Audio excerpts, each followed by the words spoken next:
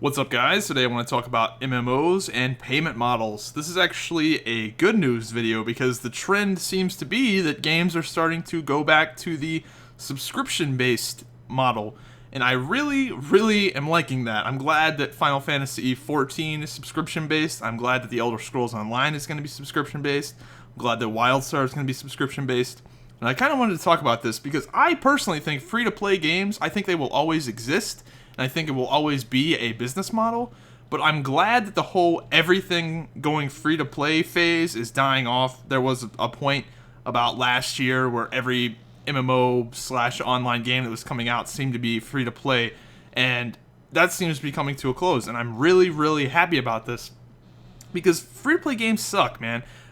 They do. Everybody points at League of Legends, but other than League of Legends and Dota and those style of games, what else is a good free-to-play game? I have a list right here. I mean, Blacklight is a good game I can think of that was free-to-play. I haven't played it in a long time, though. Team Fortress 2 is a good free-to-play game. Another game I haven't played in a long time. But for the most part, free-to-play games, they're just forgettable. Something about them just makes them forgettable. And I don't think they're making that much money. I really don't think these free-to-play games are making that much money anymore. Just because the way free-to-play works is they rely on a group of people called whales. That's what they're called in the industry, whales. People that spend like $1,000 on in-game items, and that's how they make their money, off those people, while everybody else just kind of, they break even on them or maybe lose money on them. Because you got to keep in mind, they have to pay to develop the game, they have to pay for staff, they have to pay for all these things. And the big issue with free-to-play is that you constantly have to keep putting items in the game that people want to buy. And you have to employ developers. You can't just employ a game developer for, 2-3 months and then lay him off for 6 months and then hire him back. That's not very business-wise. Like, it's not very ethical business-wise. So you need to have a constant revenue stream to be able to keep these people employed and to be able to continue to work on the game. But with free-to-play, it seems like I can just imagine the free-to-play graph, and it's just spikes constantly. Like, the entire game is just spikes, where they release a few items, and those items sell, and sometimes they release items, and those items don't sell. Whereas with subscription-based, you get this nice line. It's nice and predictable, and you know how much money you're bringing in, so you know how many people you can hire, you know what you can spend, things like that. That's where subscription-based comes in handy. And with subscriptions, the game developer actually has to stay on the ball. They have to earn your subscription every single month. If they're not doing their job well enough to your standards, then you leave. Whereas with free-to-play, they don't really have to work on the game quite as hard. They just have to come up with some items that people want to buy every now and then that could make your playing experience even worse. So that's why I like free-to-play, or not. That's why I don't like free-to-play. I don't like free-to-play. I've never liked free-to-play. So, that's just me talking about not even the issues. The issues with free-to-play are incredible. More spammers, more scammers, more trolls, more Smurf accounts. The people that play free-to-play games generally don't care about the game itself. Like, for example, I was one of these people with Neverwinter. I went into Neverwinter knowing I was not going to play it for long, and I never spent a fucking dime. Not one dime. Quit the game, never played it again. That's what happens to a lot of free-to-play games. A lot of the people that play free-to-play games, all they do is bounce from free-to-play game to free-to-play game. They don't actually put time into the game and invest money, and they're not a returning customer. They're not constantly spending money. They might spend $10 and then never play the game again. You don't have this nice revenue stream from people. And a lot of people, they just bounce from since so many games were coming out as free-to-play, a lot of people were just bouncing between game to game to game, and a lot of companies are losing their ass on free-to-play games. So, I'm glad it's dying. I would much rather just pay the money for the game and have it.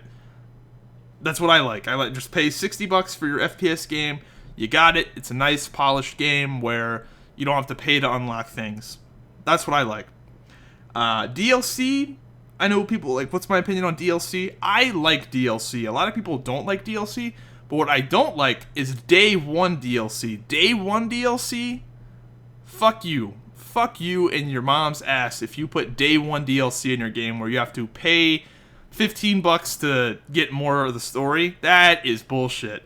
That can come out 4 months after the game releases, like with BioShock Infinite. They just released a bunch of DLC for that, and I'll probably end up buying that eventually. Dishonored, they did that. They just released some DLC like 2 months ago.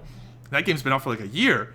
I'm A-okay with them continuing the story as long as it's after the initial release. When you do it before, or when you do it during the actual release, that is bullshit, because they are just trying to cash in on the hype train, whereas when it's after the release, it seems more genuine, or at least to me.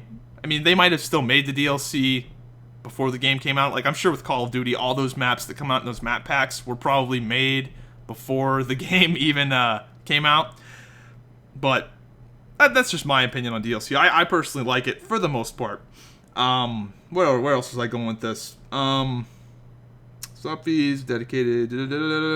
Yeah, with subscription games, you actually get a dedicated fan base, because the people, at least in my opinion, I feel like I'm not getting as fucked over when I'm paying a subscription fee, and I feel more attached to the game, whereas with free-to-play, you just bounce around game to game to game. Anyway, I'm rambling a bit here. Just to wrap this up, I'm glad that companies are actually starting to develop their fan bases again, rather than casting out the big free-to-play net and trying to grab as much as you possibly can to mimic the success of League of Legends. Glad we're going back to the old school. You pay for the game, and if you continue to like the game, you continue paying for it, and the game gets better as it goes on. I'm glad we're going back to that.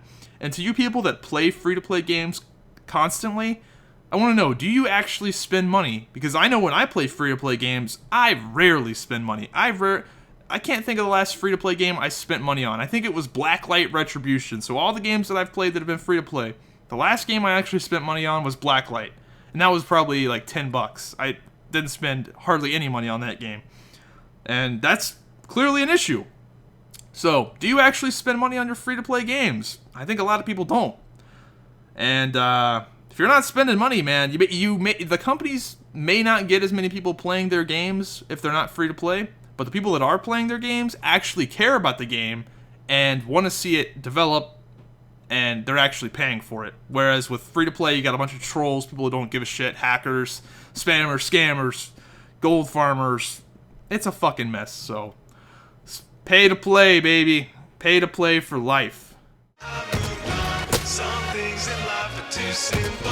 Some things in life are too simple.